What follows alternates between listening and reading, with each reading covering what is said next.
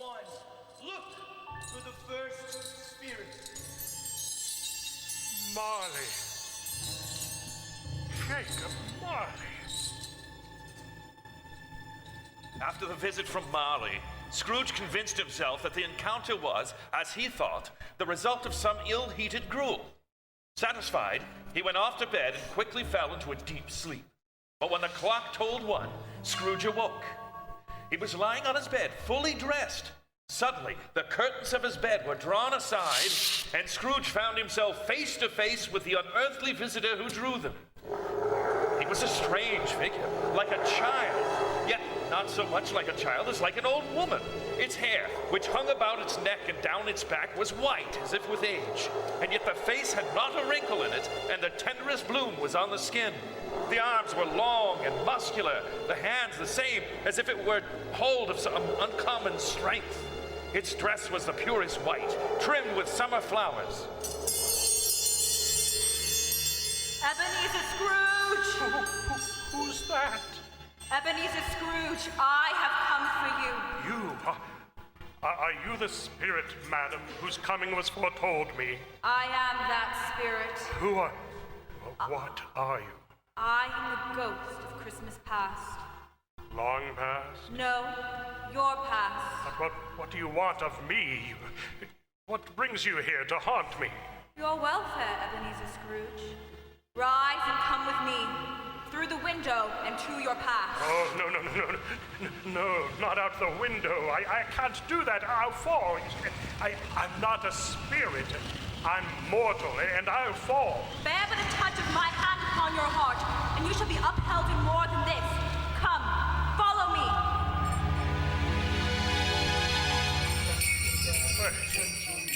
Where are we? What's become of the city? There's snow upon the ground. Where are we? These are the shadows of the things that have been. You recognize this countryside? I know every inch of it, every rock, every tree. And that bleak building over there? Ah, that building. I was a boy there. Yes, I went to school in this horrible place. Do you recollect that path? I could walk it blindfold. Strange. You'd have forgotten it in so many years. Come, let us go closer.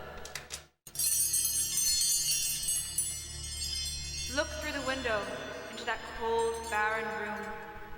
What do you see, Ebenezer Scrooge? I see a boy. A solitary child, neglected by his family. Alone. A book opened before him. Yes, I see. I know that boy. Oh, I was so lonely. Poor boy. Your lip is trembling, Scrooge. And what is that on your cheek? It's nothing. Nothing at all. I wish I... It's too late for that now. What's the matter? Nothing. The waifs came to my door, singing Christmas carols earlier today, and there was a boy like that among them. A poor, pale, thin little boy in a ragged coat. I should like to have given him something. That's all. Is that all? Come, Ebenezer Scrooge. Let us see another Christmas.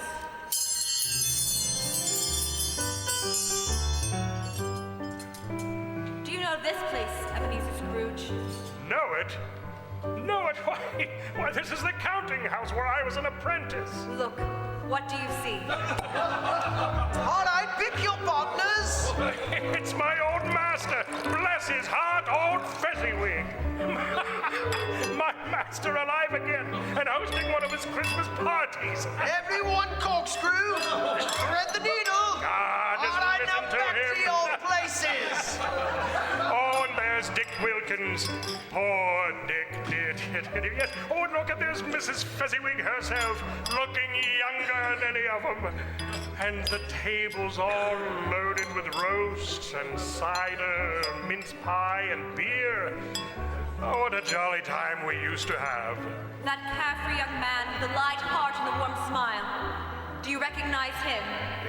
Yes. Merciful heaven. How happy I was then.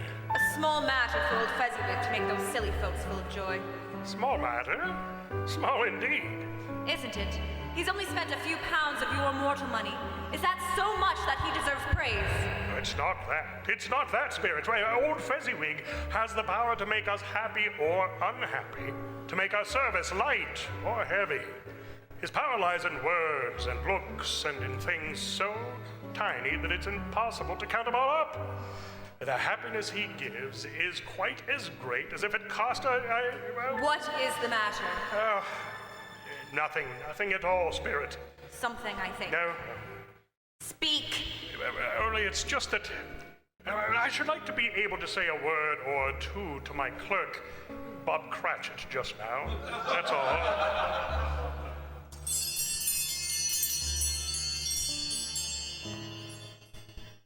My time grows short, and we have yet another journey to make.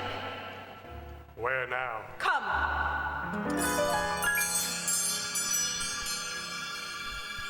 This is our last visit to the past, Ebenezer. Here in this little room, with a fair young girl by your side. Do you recognize yourself, Ebenezer? No, spare me this. You're older now, a man in the prime of life. Your face has begun to lose the sign of care and selflessness, and your eyes are greedy and reflect a lack of compassion. The eager, restless eyes of a miser. No, please. She knows it too, that girl by your side. There are tears in her eyes.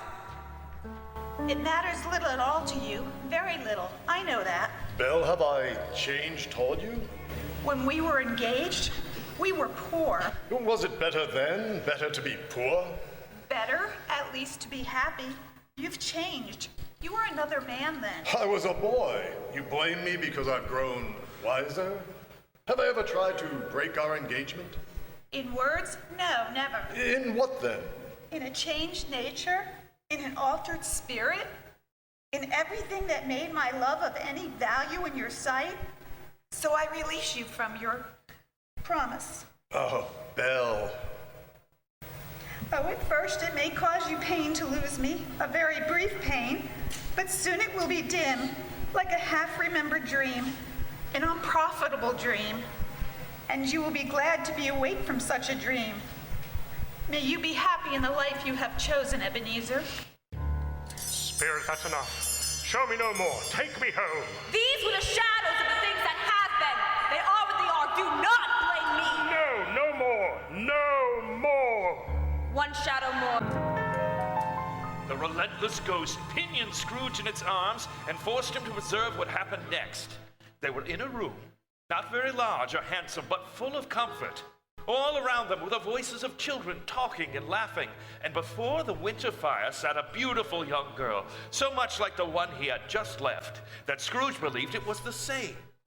Until he saw her, Belle, the girl he'd been betrothed to, now a handsome middle-aged woman sitting with her husband by the fire. Do you see this man, Ebenezer Scrooge? This man might have been you a few years ago, and the woman beside him, your wife. And that girl might have been your daughter, Ebenezer Scrooge. She might have called you father. She might have been a springtime in the haggard winter of your life. Spirit, let me go. Show me no more. Listen now while they speak, Ebenezer. Annie, will you bring me the newspaper, please? Of course, Daddy. Where is it? On the table by the front door. All right. Thank you, sweetheart. Belle, I saw an old friend of yours today. Who was it? Guess.